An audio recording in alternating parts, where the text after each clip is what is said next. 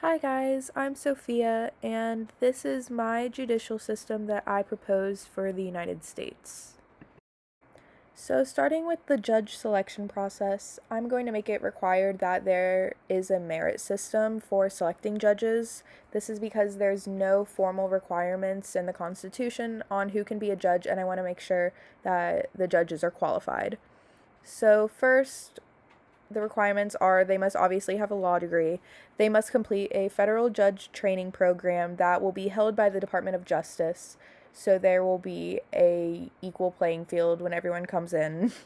um, they must be a lawyer for at least 5 years, and they must be a judge for at least 5 years. So they will have good courtroom experience. They will know what's happening whenever they go into the federal realm. They must also live in the district that they're going to be a judge in for at least 7 years. This is so there will be more community trust and they'll just know the area. It'll be easier for everyone.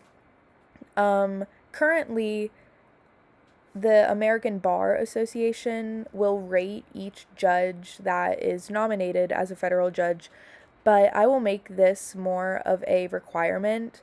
A nonpartisan organization, it doesn't have to be the ABA, but an organization will compile a list of judges and the president will pick from that list.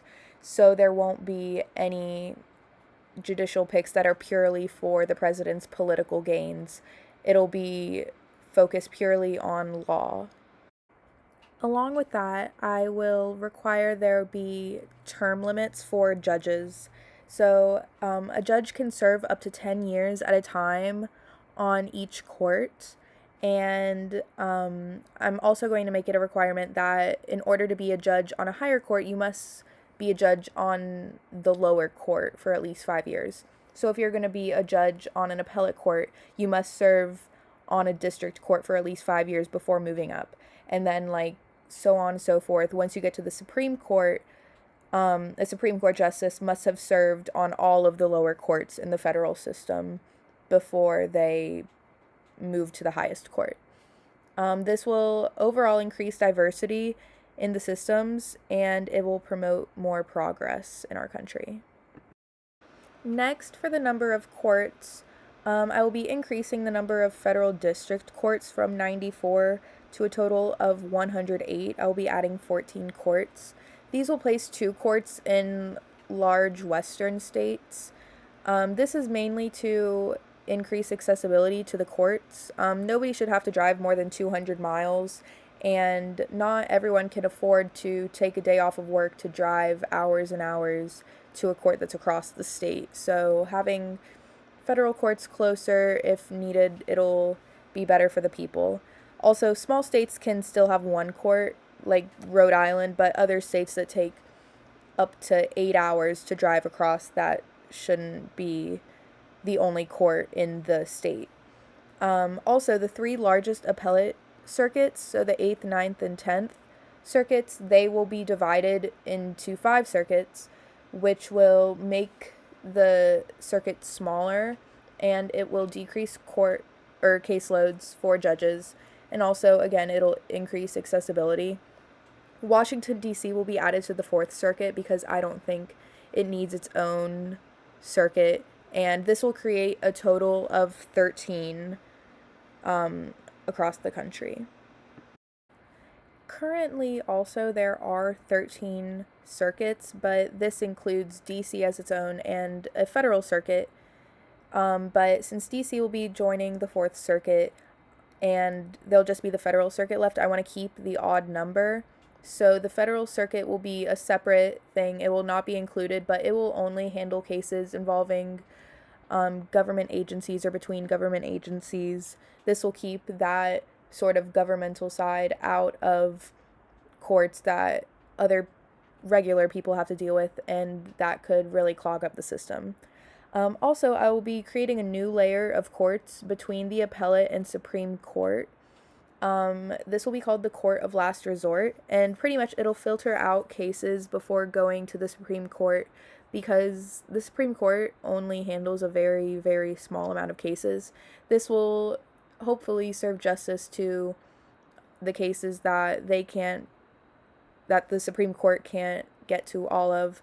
There'll be 4 courts of last resort across the country, and they will be divided along time zones, with Hawaii and Alaska joining the Western court. For the division of labor among courts, first they will be divided into civil and criminal cases. So, civil courts will be family courts, which involve juvenile cases, divorce, custody types of cases. Then there'll be contracts and lawsuits, and these will be divided into high pay and low pay crimes. I meant to say courts there. But there will be a $10,000 cutoff if it's going to be a high pay or a low pay court. And then there will be criminal courts. So there will be a separate sexual assault court, mainly because the system currently is very, very backed up with sexual assault cases. So I'm going to highlight this, so these cases will be seen as more important as they should be, because right now they're taken with not as much seriousness, and most sexual assault cases never end in a conviction. The violent crimes court will include just assault, murder, those types of cases. And then nonviolent crimes will include drug charges, immigration, anything that are victimless crimes. So for the lowest level of district courts, they will have original jurisdiction. There will be 1 judge per case, and cases in the district courts will appeal up to the appellate court.